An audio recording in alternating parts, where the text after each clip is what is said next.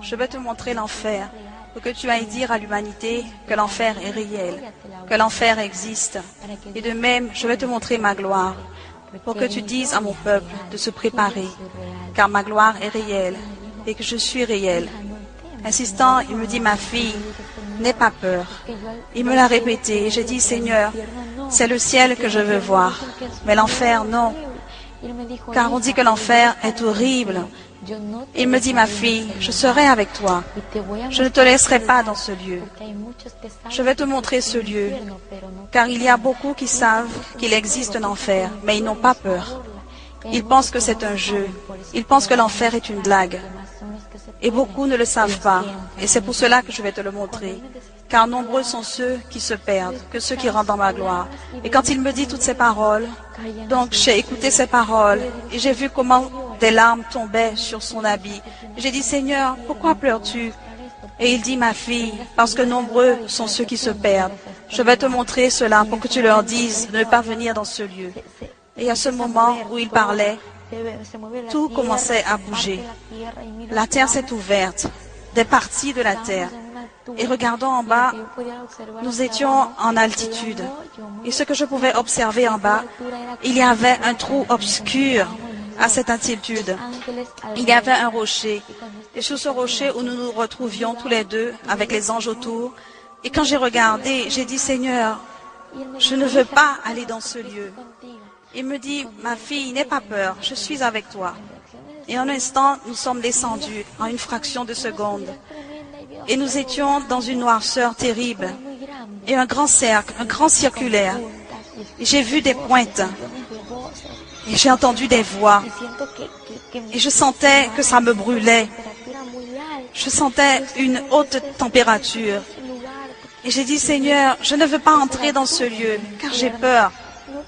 C'était le tunnel de l'enfer. Je ne veux pas entrer dans ce lieu, Seigneur. Aie miséricorde de moi, s'il te plaît. C'est ce que je lui ai dit. Je pouvais respirer une odeur nauséabonde, une odeur pourrie. J'ai vu qu'il y avait beaucoup de mauvaises choses. Et j'ai dit, Seigneur, je ne peux pas, je ne peux pas. Je ne peux pas rester dans ce lieu. Il me dit, ma fille, c'est nécessaire que tu viennes pour connaître ce lieu. J'ai dit, pourquoi, Seigneur? J'ai dit, pourquoi?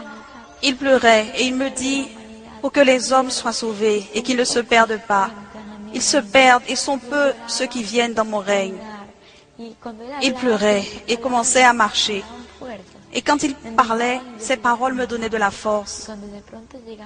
Nous avons marché encore et quand rapidement nous sommes arrivés à la fin du tunnel, la chose qui m'a surpris, c'est quand j'ai regardé au bas du tunnel. Je pouvais observer un grand abîme rempli d'âmes. Et j'ai dit, Seigneur, je ne veux pas rester ici.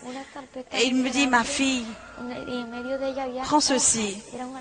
Et c'était un grand carnet au milieu duquel il y avait des feuilles, comme des fichiers, et dans lequel les feuilles étaient blanches, ornées d'or.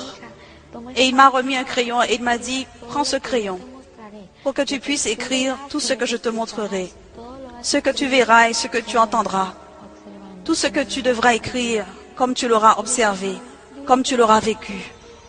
J'ai dit, Seigneur, je vais le faire, mais ce que j'ai déjà vu, c'est beaucoup, Seigneur.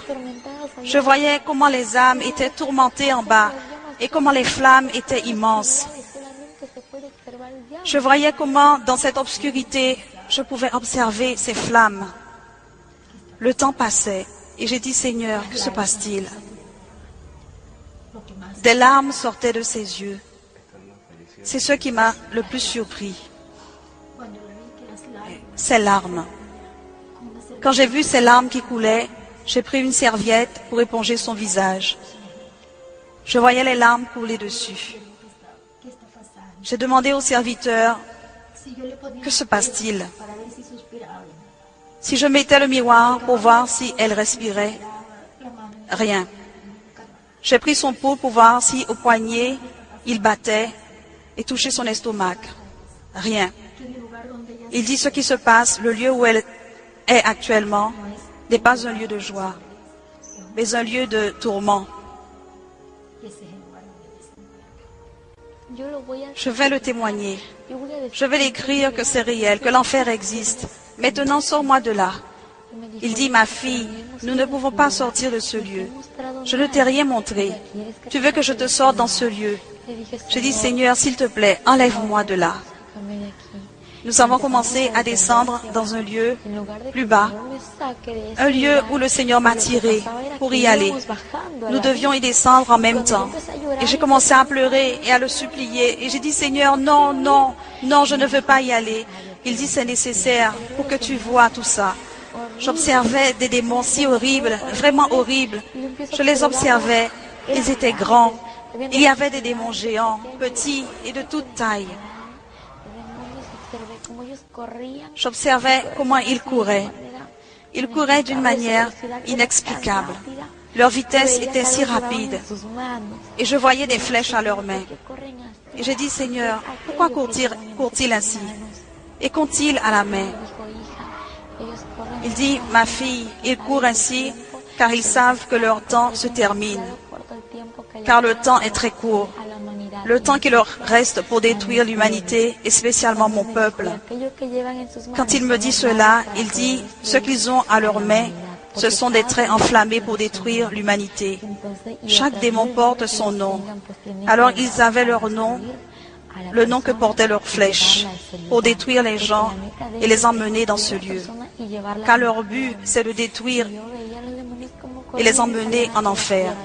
Je voyais les démons, comment ils couraient en direction de la terre. Le Seigneur me dit, ils courent vers la terre pour amener les hommes dans ce lieu. Quand le Seigneur a répondu cela en pleurant, je pleurais beaucoup.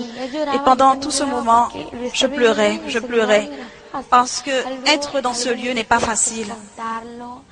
C'est quelque chose de différent de le raconter que l'expérimenter. C'est différent quand tu l'entends, quand c'est raconté. Et il faut vivre, car le vivre est très difficile. C'est inexplicable dans ces moments-là. Nous n'avions pas appelé les autorités. Nous n'avons pas appelé ni été chercher un médecin. Pour une raison. J'ai dit, Seigneur, j'attends 24 heures. Si dans 24 heures, ma fille n'est pas revenue, j'irai l'emmener chez un médecin. Mais ce ne fut pas ainsi. Avant les 24 heures, le Seigneur me l'a ramenée.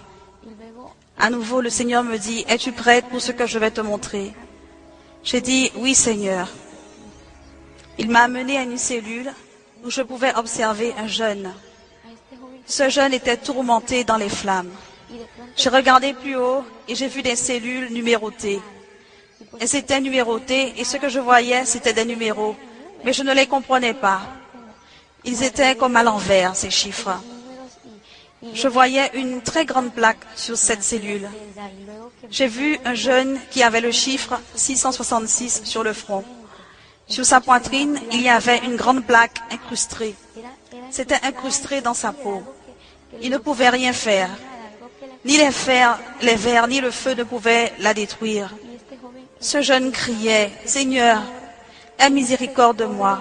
Enlève-moi de ce lieu. Pardonne-moi, Seigneur. » Et il pleurait, demandait au Seigneur de l'enlever de ce lieu. Et à cet instant, le Seigneur lui dit, « C'est trop tard, vraiment trop tard. Je t'ai donné des opportunités. Tu n'es pas venu te repentir. » J'ai dit, « Seigneur, pourquoi est-il dans ce lieu? Ce qui m'a blessé, c'est quand je l'ai vu, je le connaissais. Il était un jeune qui sur la terre connaissait la parole de Dieu. Et tout à coup, il s'est éloigné du chemin, préférant la drogue et l'alcool. Et il s'est écarté du chemin. Alors, il ne préférait pas la voix du Seigneur. Et le Seigneur l'a averti plusieurs fois de ce qui pourrait lui arriver. Et ainsi, le Seigneur dit, « Ma fille, il est dans ce lieu car il rejetait ma parole. Et la parole de justice que j'ai donnée, c'est elle qui le jugera. »